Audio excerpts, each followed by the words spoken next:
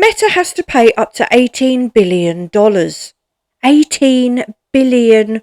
Let me put that into perspective for you.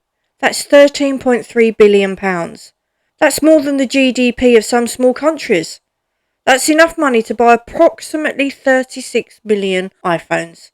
That's a number so large that my brain genuinely cannot comprehend it. It's just a figure with too many zeros, like the national debt or the calorie count on a Greggs sausage roll. And why does Meta have to pay this eye-watering, stomach-churning, absolutely obscene amount of money? Because they were caught deliberately addicting children to their platforms. Let me say that again. Meta, the company behind Facebook and Instagram, was accused of intentionally designing addictive platforms that harmed young people's mental health. And now they've agreed to pay up to $18 billion to settle claims filed by 48 states, plus the District of Columbia and 3 US territories. But here's what really gets me. The company that made billions from keeping kids scrolling, clicking and comparing themselves to impossible standards is now going to pay a fraction of its annual revenue to make the problem go away. Meta's revenue in 2025 was $201 billion. This settlement? About $18 billion. That's roughly 3 to 4 months of profit, or about 1 month of revenue, for a company that's been accused of literally designing features to hook children. It's like being fined a fiver for stealing a car. It's a slap on the wrist. A very expensive slap on the wrist, but a slap on the wrist nonetheless. And here's the really cynical bit. Meta hasn't admitted any wrongdoing. They've paid the money, agreed to make some changes and said, "We didn't do anything wrong, but we'll pay you billions anyway," which is the corporate equivalent of saying, "I'm sorry you feel that way."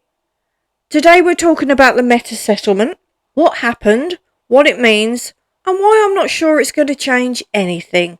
Grab a cuppa, this one's going to get me riled up. Let's start with the facts. In 2023, 29 states sued Meta. They accused the company of violating federal and state child privacy laws. They said Meta deliberately designed its platforms to be addictive. They said Meta misled users and the public about the risks. They said Meta collected and used the personal data of children under 13. The case went to trial, a federal trial in Oakland, California. And the state's lawyers had a lot of evidence. Millions of internal Meta documents, internal research, employee emails, chat logs that went all the way up to Mark Zuckerberg. And what did these documents show? Well, one piece of internal research on Instagram stated, teens have an addict's narrative about use. The states argued that Meta knew this and targeted young users anyway. There was also testimony from a former Meta researcher, George Volochenko. He talks about a feature called Quiet Mode that muted notifications for teen users at night. His team knew it would be much more widely adopted if Meta turned it on by default. But his manager told him he shouldn't worry too much about the adoption figures being low because the team exists partially to protect the company against the upcoming lawsuits. Let me read that again. The team existed partially to protect the company against upcoming lawsuits. Not to protect children, to protect the company from the consequences of not protecting children. That's not a company that cares about kids. That's a company that cares about its bottom line. And the trial was going badly for Meta. Really badly. California Attorney General Rob Bonta said, the trial did not go well for Meta. Instagram head Adam Mosseri was set to take the stand for a second day. Mark Zuckerberg was expected to testify. The states were seeking as much as $1.4 trillion in damages. $1.4 trillion! That's not a typo. And then on Wednesday, August the 26th, 2026, Meta settled. They agreed to pay up to $18 billion and implement a host of changes to the platforms. The trial was over, the money was on the table, and the company that had been caught red-handed had bought its way out of accountability. So what exactly did Meta do? Let's get into the grisly details.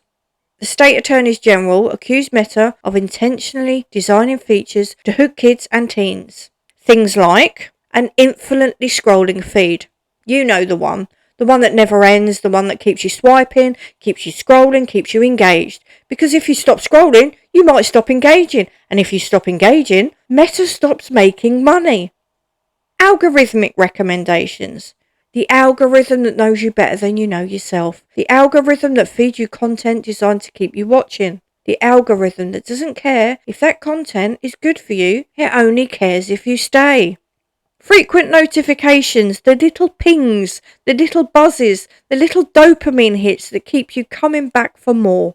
The notifications that are designed to interrupt your day, to pull you back in, to make you feel like you're missing something if you're not constantly checking.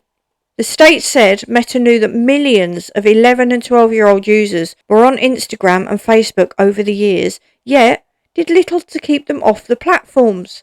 They knew children were using their apps, they knew children were being harmed, and they did nothing meaningful to stop it, because stopping it would have cost them money, and Meta is very, very good at not spending money on things that don't make them more money. The settlement also resolves claims that Meta misled the public about the safety of its platforms. They said one thing in public, "We care about kids, we're making our platform safer," and did another thing in private. The internal documents showed the truth. The internal documents showed that they knew exactly what was happening, and they chose not to act. Meta has long argued that social media addiction was not a recognised psychiatric condition, so they couldn't have misled anyone, because the thing they were accused of causing didn't officially exist. That's not a defence. That's a loophole. That's a technicality. That's the kind of argument a teenager makes when they were caught eating the last biscuit. So what does Meta actually have to do? Apart from handing over $18 billion, obviously, they have to implement a whole bunch of changes. A 1 hour daily time limit for teens.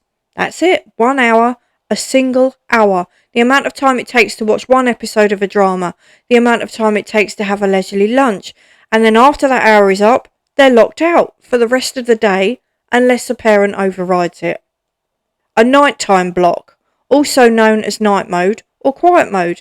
Notifications are blocked between midnight and 6 a.m. and crucially, it's now on by default. The settings are designed to only be turned off by a parent or guardian. So no more scrolling at 3 a.m, no more seeing what your friends are posting while you should be sleeping, no more comparing your life to theirs in the dark alone with your anxiety at its peak. Muted push notifications during school hours. A school mode that mutes notifications between 8 a.m. and 3 p.m. so kids can actually focus on their education instead of being constantly interrupted by the algorithm trying to pull them back in.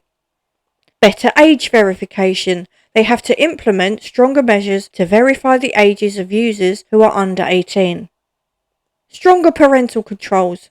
More user-friendly, more effective controls that actually let parents manage what their kids are seeing and doing. Limits on social comparison features. Things like counts. Because nothing says, "I'm not good enough," like seeing that someone else gets more likes than you did. Bans on plastic surgery filters. Because apparently we need to ban the filters that make you look like a completely different person. The filters that fuel body dysmorphia. The filters that make you feel like you're not good enough as you are. And here's the thing. These changes sound good, right? They sound like progress. They sound like Meta is finally taking responsibility. But here's what I want you to notice. These changes are for teens, for children, for young people.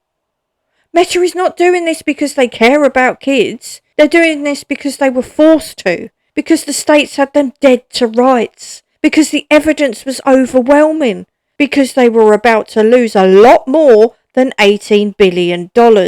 And even then, they haven't admitted wrongdoing. They've paid the money, agreed to the changes and said, "We didn't do anything wrong." It's the corporate equivalent of, "I'm sorry you feel that way." Now, let me get properly cynical. $18 billion sounds like a lot. It is a lot. It's more money than most of us will ever see in our lifetimes. It's more money than some countries have. but it's a fraction of Meta's annual revenue. Meta made $201 billion in 2025. This settlement is roughly 9% of that. And here's the really cynical bit. Meta said it would pay 70% of the amount, about $12.7 billion, for now, while the remaining 30%, about $5.3 billion, would be released only if its rivals, YouTube, Snapchat and TikTok, also implement the similar safety measures and pay the same amount, split among the companies. So Meta is making its payment conditional on its competitors doing the same thing. They're saying, we'll pay the full amount, but only if everyone else does it too. That's not accountability. That's negotiation. That's saying, we'll do the right thing, but only if everyone else is forced to do it as well. It's the corporate equivalent of a child saying, I'll eat my vegetables, but only if my brother eats his too. And those rivals haven't even responded yet, so the full $18 billion might never materialise. Meta also urged competitors TikTok and YouTube to adopt similar safety measures, because apparently Meta wants to see a new industry standard, which is corporate speak for, we want everyone to have to do this so we don't lose market share to companies that don't have to. Here's what I think. This settlement is a start. It's a recognition that social media companies have a responsibility to protect children. It's a recognition that the current system is broken. It's a recognition that something needs to change, but it's not enough. It's not nearly enough. Because the problem isn't just Meta, it's the entire social media ecosystem. It's the algorithms that feed us content designed to keep us engaged. It's the notifications that interrupt our lives. It's the comparison culture that makes us feel like we're not good enough.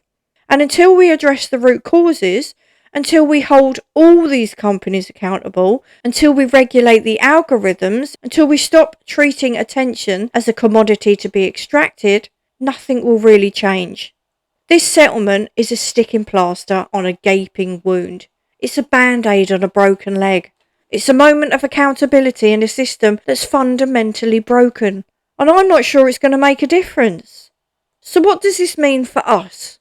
For the parents? For the young people? For the people who are struggling with social media addiction right now? First, the settlement is a recognition that social media addiction is real. It's not just, oh, kids spend too much time on their phones. It's a deliberate, engineered, profit-driven phenomenon. The states proved that Meta knew what it was doing. They proved that Meta designed features to hook children. They proved that Meta prioritized profit over safety. That's important.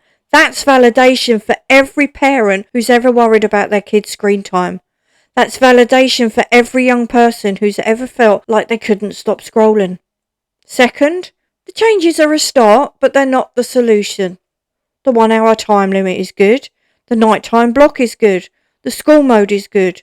But they're not going to fix everything, because the addiction isn't just about the platform. It's about what the platform represents. It's about connection. It's about validation. It's about feeling seen. It's about the fear of missing out. It's about the dopamine hit that comes from a notification. And until we address those underlying needs, until we create better alternatives, until we build a world where young people don't feel like they have to escape into their screens, nothing will really change.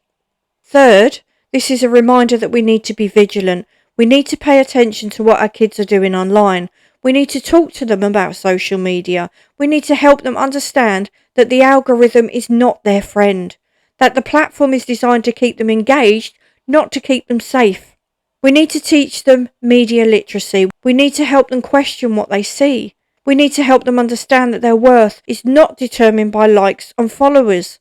And we need to push for more regulation, more accountability, more protection for young people. Because $18 billion is a lot of money, but it's not enough to fix a broken system. So that's the Meta settlement. $18 billion. A landmark legacy victory. A recognition that social media companies have been harming children and getting away with it. But also a fraction of Meta's annual revenue. A conditional payment that might not even fully materialise. A set of changes that are good, but not nearly enough. And a reminder that the system is still broken, that the algorithms are still designed to keep us engaged, that the platforms are still prioritising profit over people. I'm not saying don't use social media. I'm not saying it's all bad. It's not. I use it. You probably use it. It has benefits. It can connect us. It can inform us. It can entertain us. But we need to be aware of what it's doing to us. We need to be aware of how it's designed. We need to be aware of the cost. And we need to push for change because our kids deserve better. They deserve a world where they're not being exploited for profit. They deserve a world where their mental health matters more than a company's bottom line. If this resonated with you, if you're worried about social media and its impact on young people, or if you struggled with it yourself, let me know in the comments. I'd love to hear your thoughts. If you're new here, please subscribe. It helps more than you know. It keeps this show going. If you'd like to support the show, there are links in the description.